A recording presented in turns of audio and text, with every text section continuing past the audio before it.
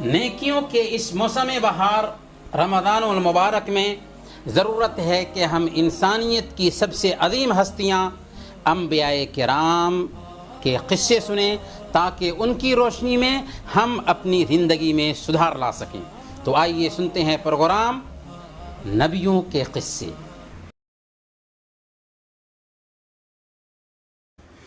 الحمد للہ رب العالمین والصلاة والسلام علی قائد القر المحجلین نبینا محمد وعلی آلہ وصحبہ اجمعین وبعد۔ محترم ناظرین، السلام علیکم ورحمۃ اللہ وبرکاتہ۔ پروگرام نبیوں کے قصے میں آپ سب کا استقبال ہے۔ اللہ تعالیٰ نے آدم علیہ السلام کو اپنے ہاتھ سے پیدا فرمایا، ان میں روح پھونکی، ساری چیزوں کے نام سکھائے اور فرشتوں سے ان کو سجدہ کرایا۔ سارے فرشتوں نے آدم علیہ السلام کو سجدہ کیا، صرف ابلیس نے سجدہ کرنے سے انکار کیا تھا۔ چنانچہ اس پر اللہ کا غضب ٹوٹا اور ہمیشہ کے لیے دھتکار دیا گیا۔ تب ابلیس نے اللہ سے دعا کی۔ جی ہاں، ابلیس بھی مانگتا ہے تو صرف اللہ تعالیٰ سے ہی مانگتا ہے۔ رب فانظرنی الی یوم یبعثون، میرے رب یہ بات ہے تو پھر مجھے اس روز تک کے لیے مہلت دے جب کہ سارے انسان دوبارہ اٹھائے جائیں گے۔ اللہ نے اس مردود کی بھی دعا قبول کر لی، اس طرح وہ قیامت کے دن تک زندہ رہے گا۔ اس وقت اس نے انسانوں کے ساتھ جنگ کا اعلان کرتے ہوئے کہا تھا، قال فبما اغویتنی لأقعدن لهم صراطك المستقیم ثم لآتینهم من بین ایدیہم ومن خلفہم وعن ایمانہم وعن شمائلہم ولا تجد اکثرہم شاکرین۔ اچھا، تو جس طرح تو نے مجھے گمراہی میں مبتلا کیا، میں بھی اب تیری سیدھی راہ پر ان کی گھات میں لگا رہوں گا، آگے اور پیچھے، دائیں اور بائیں، ہر طرف سے ان کو گھیروں میں رکھوں گا اور تو ان میں سے اکثر لوگوں کو شکر گزار نہ پائے گا۔ اللہ تعالیٰ نے کیا فرمایا؟ نکل جا یہاں سے ذلیل اور رسوا ہو کر، اور یاد رکھ ان میں سے جو تیری پیروی کریں گے تجھ سمیت ان سب کو جہنم رسید کر دوں گا۔ پھر آدم اور حوا علیہم السلام جنت میں بسائے گئے اور اللہ تعالیٰ نے آدم اور حوا سے کہا، وَيَا آدَمُ اسْكُنْ أَنْتَ وَزَوْجُكَ الْجَنَّةَ فَكُلَا مِنْ حَيْثُ شِئْتُمَا وَلَا تَقْرَبَا هَذِهِ الشَّجَرَةَ فَتَكُونَا مِنَ الظَّالِمِينَ، اور اے آدم، تو اور تیری بیوی دونوں اس جنت میں رہو جہاں جس چیز کو تمہارا جی چاہے کھاؤ پیو، مگر اس درخت کے پاس نہ پھٹکنا ورنہ تم ظالموں میں سے ہو جاؤ گے۔ لیکن شیطان جو ہمارا ازلی دشمن ہے، جس نے قسم اٹھا رکھی تھی کہ آدم اور اس کی ذریت کو گمراہ کرنے میں کوئی دقیقہ فروگزاشت نہیں کرے گا، کوئی کوشش نہیں گنوائے گا، اب اسے موقع ملا۔ چنانچہ وہ آدم اور حوا کے پاس آیا اور انہیں بہکانے لگا، چکنی چپری باتوں میں انہیں پھنسانے لگا۔ اس نے کہا، دیکھو آدم، اللہ تعالیٰ نے تجھے اس درخت کا پھل کھانے سے اس لیے منع کیا ہے کہ ایسا نہ ہو کہ تم فرشتے بن جاؤ یا ہمیشہ کے لیے جنت کے باسی بن جاؤ۔ اپنی بات کو اس نے پختہ کرنے کے لیے قسم بھی اٹھائی۔ اس نے کہا، وَقَاسَمَهُمَا إِنِّي لَكُمَا لَمِنَ النَّاصِحِينَ، اس نے قسم کھا کر ان سے کہا کہ میں تمہارا سچا خیر خواہ ہوں، ہمدرد ہوں، میں تمہاری ہی بھلائی کے لیے کہہ رہا ہوں۔ وہ مسلسل بہکاتا رہا یہاں تک کہ آدم اور حوا شیطان کے پھندے میں پھنس گئے اور درخت کا پھل کھا لیا۔ پیارے بھائیو، سوچو کیسی پلاننگ کے ساتھ شیطان نے آدم اور حوا کو بہکایا تھا۔ آج تک ہمیں بھی بہکاتا آ رہا ہے اور ہم ہیں کہ اس کے بہکاوے میں آ کر اپنی عاقبت کو خراب کر رہے ہیں۔ برکیف آدم اور حوا نے جو ہی درخت کا پھل منہ میں رکھا، ان کے سطر ایک دوسرے کے سامنے کھل گئے۔ شرم و حیا چونکہ انسان کے نیچر میں، انسان کی فطرت میں داخل ہے، اسی لیے آدم اور حوا دونوں اپنے اپنے جسم کو جنت کے پتوں سے ڈھانپنے لگے۔ تصور کرو، معمولی ایک گناہ ہمارے چھپے راز کو ظاہر کر سکتا ہے، اس لیے گناہ کو معمولی نہ سمجھیں۔ آدم اور حوا کو احساس ہو چکا تھا کہ ہم نے اللہ کی نافرمانی کی ہے، ابلیس کے پھندے میں پھنس چکے ہیں۔ تب اللہ نے پکارا، الم انہکما ان تلکما الشجرہ واقل لکما ان الشیطان لکما عدو مبین۔ اے آدم، تو نے یہ کیا کیا؟ کیا میں نے تمہیں اس درخت سے نہ روکا تھا اور نہ کہا تھا کہ شیطان تمہارا کھلا دشمن ہے؟ لیکن آدم اب کیا کر سکتے تھے؟ غلطی تو ہو چکی تھی۔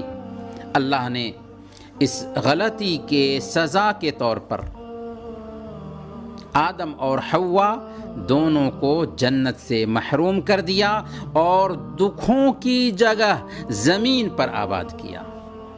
ذرا غور کیجئے، غلطی معمولی ہے، لیکن اسی غلطی کے پاداش میں آدم اور حوا دونوں کے دونوں جنت کی پرکیف نعمتوں سے محروم کر دیے گئے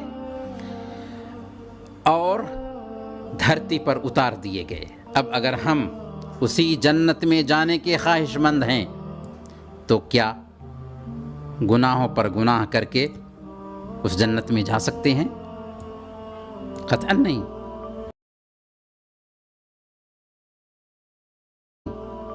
آدم اور حوا علیہ السلام کو زمین پر کہاں اتارا گیا تھا؟ اس سلسلے میں قرآن و حدیث میں کوئی بھی صراحت نہیں پائی جاتی، اور جو احادیث میں اس کی صراحت آئی ہے وہ ساری کی ساری احادیث ضعیف ہیں، کمزور ہیں۔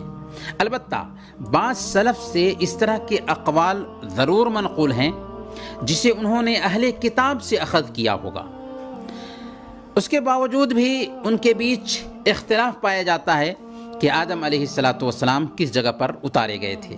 حضرت ابن عباس رضی اللہ عنہما کہتے ہیں کہ آدم علیہ السلام مکہ اور طائف کے درمیان دخنہ نامی مقام پر اتارے گئے۔ حسن بصری رحمۃ اللہ علیہ کہتے ہیں کہ آدم علیہ السلام کو ہندوستان میں اتارا گیا اور جدہ اور حوا علیہ السلام کو جدہ میں اتارا گیا تھا، جبکہ ابن عمر رضی اللہ تعالی عنہ کہتے ہیں کہ حضرت آدم علیہ السلام کو صفا پہاڑی پر اور حوا علیہ السلام کو مروہ پر اتارا گیا تھا۔ یہ سارے محض اقوال ہیں جن کی ٹھوس دلیل نہیں پائی جاتی۔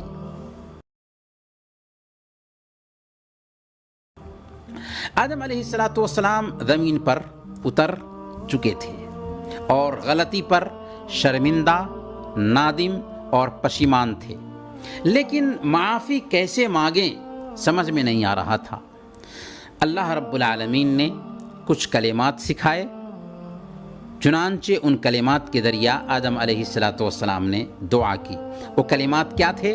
ربنا ظلمنا انفسنا وان لم تغفر لنا وترحمنا لنکونن من الخاسرین۔ اے رب، ہم نے اپنے اوپر ستم کیا، اب اگر تو ہم سے درگزر نہ کرے اور رحم نہ کرے تو ہم گھاٹا اٹھانے والوں میں سے ہو جائیں گے، تباہ و برباد ہو جائیں گے۔ چنانچہ آدم اور حوا دونوں نے اللہ سے معافی مانگی اور اللہ تعالیٰ نے ان کی غلطی کو معاف کر دیا۔ اس طرح آدم اور حوا زمین پر رہنے لگے۔ اس لیے عیسائیوں کا یہ کہنا کہ آدم کی غلطی کی وجہ سے ان کی ساری اولاد گناہگار چلی آ رہی تھی، چنانچہ اللہ نے اپنے بیٹے کو پیدا کیا اور وہ سولی پر چڑھ کر سب کے گناہوں کا کفارہ بن گئے، یہ بات عقل سے پرے ہے۔ غلطی میں کروں اور سزا میرے بیٹے کو دی جائے، یہ کہاں کی عقل مندی ہے؟ یہ کہاں کا انصاف ہے؟ الحمدللہ علی نعمت الاسلام، اللہ کا شکر ادا کریں کہ اللہ نے ہمیں مسلمان بنایا۔ محترم ناظرین، اللہ پاک نے آدم علیہ السلام کو الٹپ نہیں پیدا کیا، بلکہ اس لیے پیدا کیا کہ وہ اور اس کی ذریت زمین پر اللہ کے قانون کے مطابق زندگی گزاریں۔ چنانچہ آدم علیہ السلام کو پیدا کرنے کے بعد ان کی پشت سے قیامت تک پیدا ہونے والی ساری اولاد کو نکالا اللہ رب العالمین نے، اور ان سے اپنی ذات کا اقرار کرایا۔ اسی اقرار کو، اسی عہد و پیمان کو عہد الستو کہتے ہیں۔ وہ عہد کیا ہے؟ آئیے اسے جانتے ہیں۔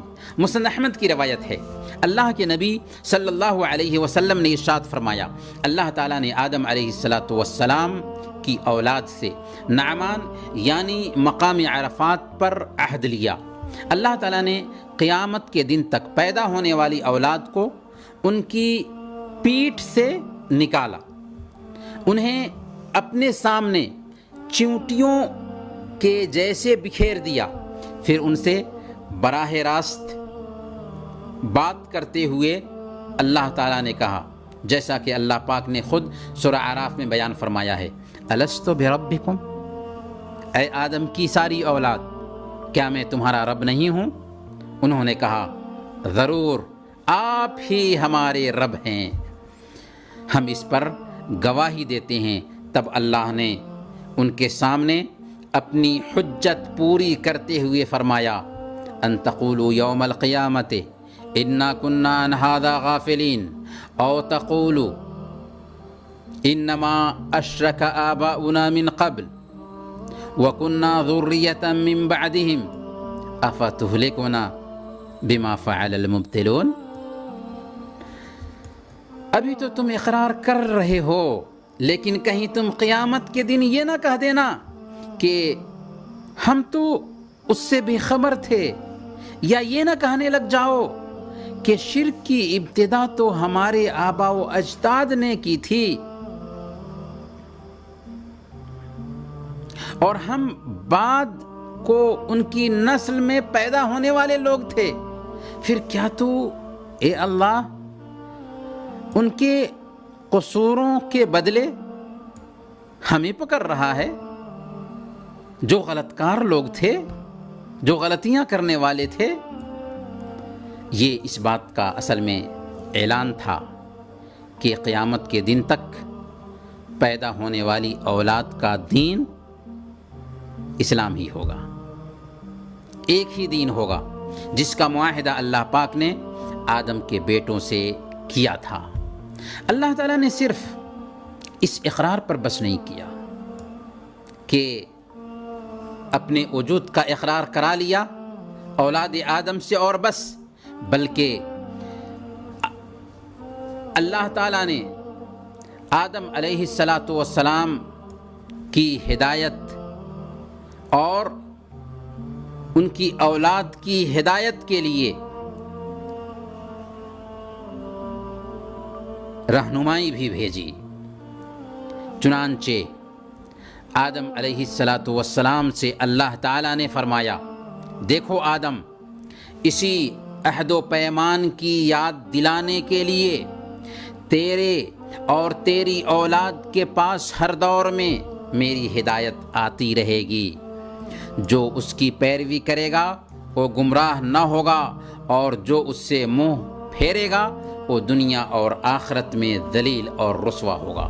چنانچہ انسانوں کی ہدایت اور رہبری کے لیے 1,24,000 انبیاء کرام بھیجے گئے، جنہوں نے انبیاء کی تعلیمات کو فالو کیا، اپنایا، وہ دنیا میں سرخرو ہوئے، اور جنہوں نے انبیاء کی تعلیمات کو جھٹلایا وہ ذلیل اور رسوا ہوئے۔ اسی سلسلۃ الذہب کی آخری کڑی احمد مجتبی محمد مصطفیٰ صلی اللہ علیہ وسلم ہیں، جن کو قیامت کے دن تک سارے جنوں انس کے لیے پاکیزہ شریعت دے کر بھیجا گیا۔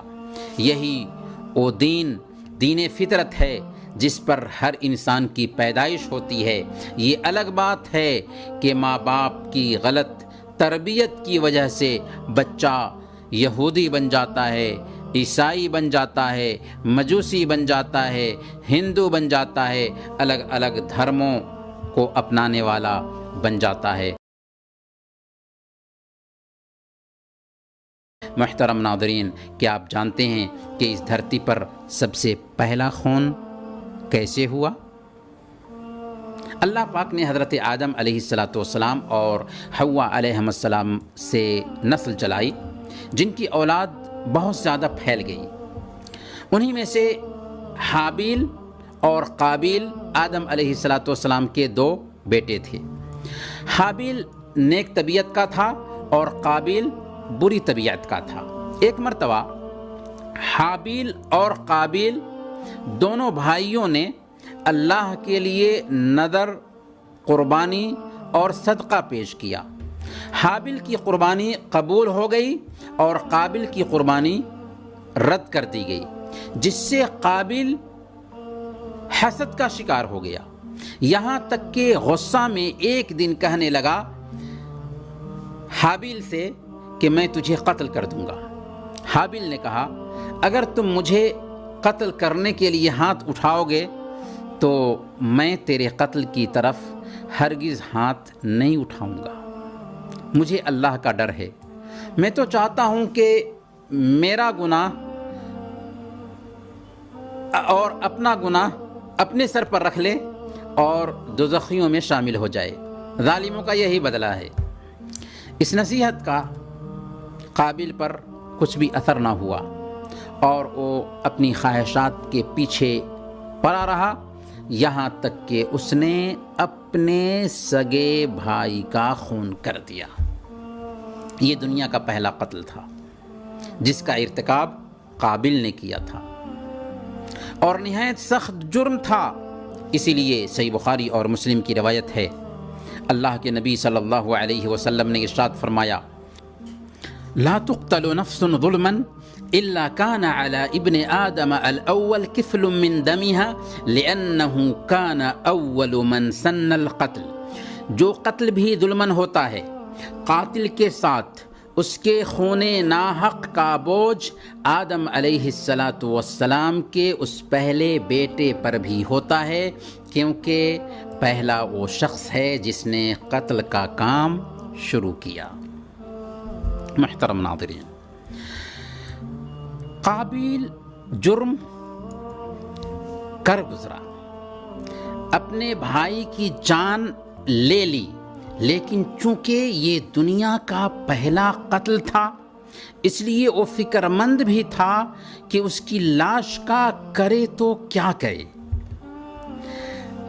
اللہ اپنے نیک بندوں کی حفاظت فرماتا ہے، چنانچہ اللہ تعالیٰ نے کوے کو بھیجا، وہ زمین میں گڑھا کھودنے لگا تاکہ اسے دکھائے کہ کس طرح اپنے بھائی کی لاش کو دفن کرے۔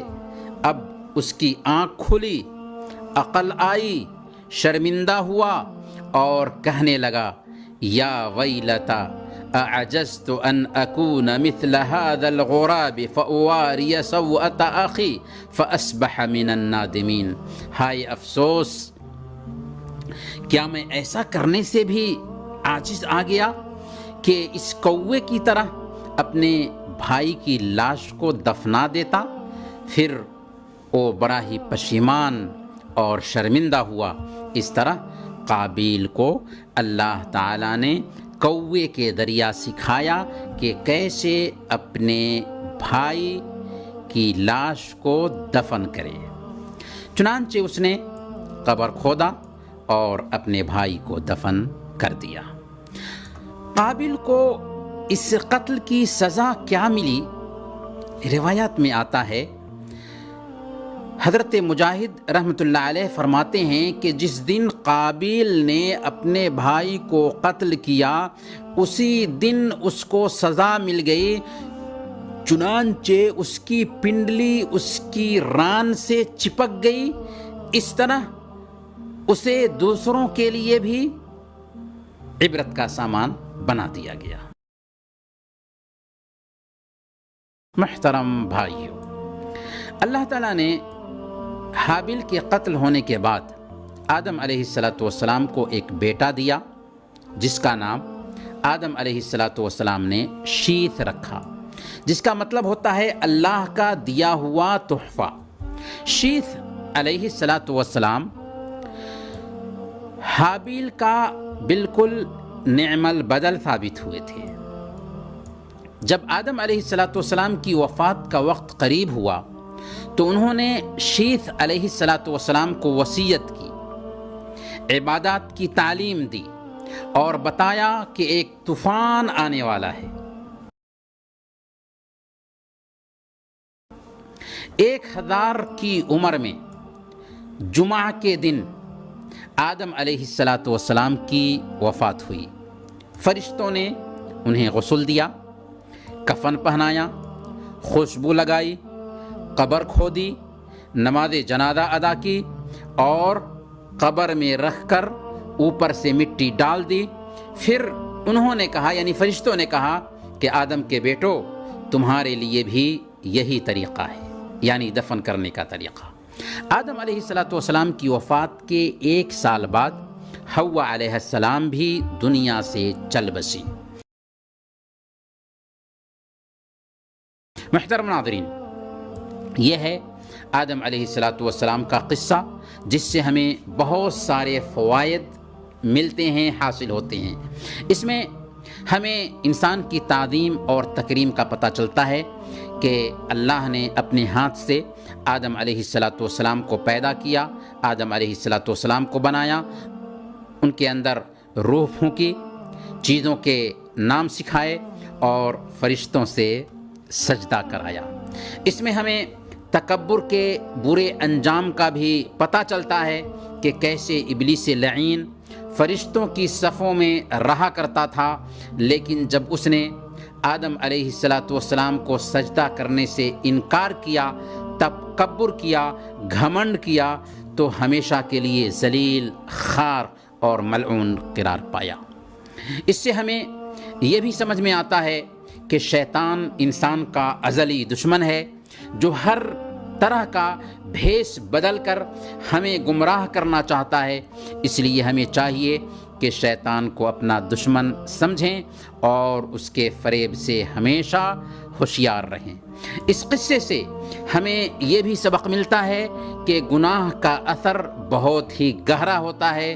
آدم علیہ السلام معمولی ایک پھل کھا لینے کی وجہ سے جنت کی پرکیف نعمتوں سے محروم کر دیے جاتے ہیں، تو آخر ہم اللہ کی نافرمانی کر کے اس جنت میں کیسے داخل ہو سکتے ہیں؟ محترم ناظرین، انہی چند کلمات کے ساتھ ہم آپ سے رخصت ہوتے ہیں۔ اگلے ایپیسوڈ میں پھر ملیں گے، تب تک کے لیے اجازت دیجیے۔ وصلی اللہ علی نبینا محمد وعلی آلہ وصحبہ اجمعین۔